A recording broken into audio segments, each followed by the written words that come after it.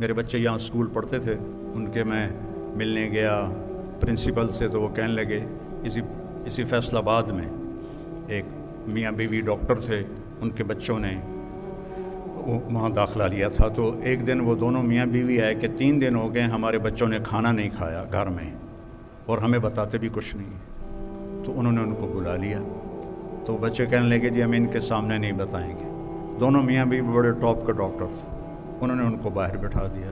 ہاں جی بیٹا کیوں نہیں کھا رہے؟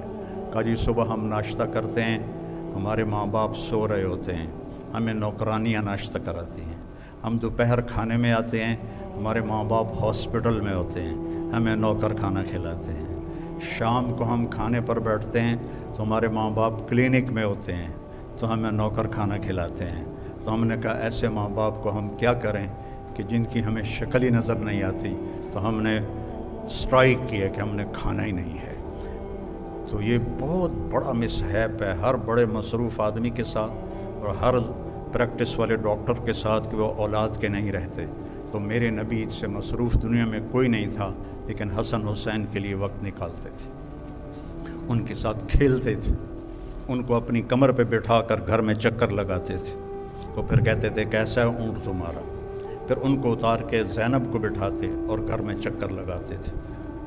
اتنا بڑا رسول اور بچوں کے لیے ٹائم نکالے، اور آپ چھوٹے سے ڈاکٹر اور کلینک کے پیچھے آپ اپنے اولاد کو بھول گئے، بیوی کو بھول گئے، گھر کو بھول گئے، ماں باپ کو بھول گئے، پیسہ پیسہ پیسہ پیسہ۔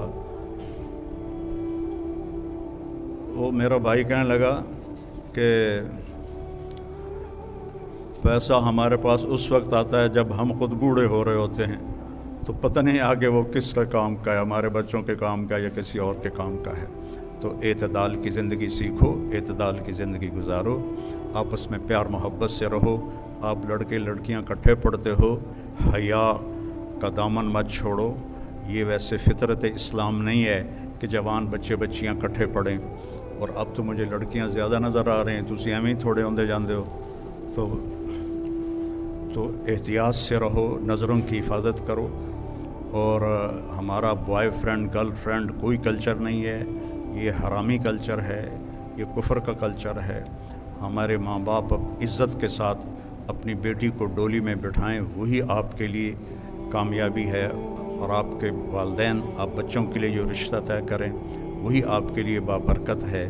اس طرح کہ جو آج عنوان چل گئے ہیں یہ انتہائی خطرناک ہیں اور بہت ہی یہ نقصان دہ ہیں، چونکہ جو اس عمر کی پسند اور عشق ہوتا ہے وہ ماشاءاللہ شادی کے بعد بالکل ناکام ہو جاتا ہے اور طلاقوں تک نوبت آتی ہے۔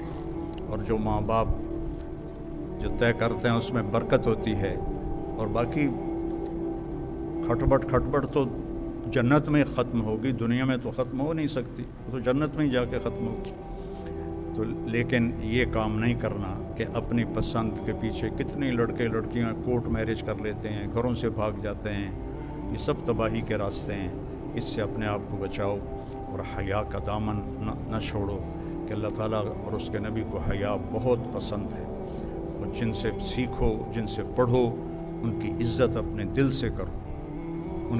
ان کو نہ دیکھو یہ کیا کرتے ہیں، تم یہ دیکھو کہ تم نے ان سے سیکھا ہے، اس کو عزت دو، تو اللہ آپ کو اس بہت زیادہ کامیابیوں سے نوازے گا۔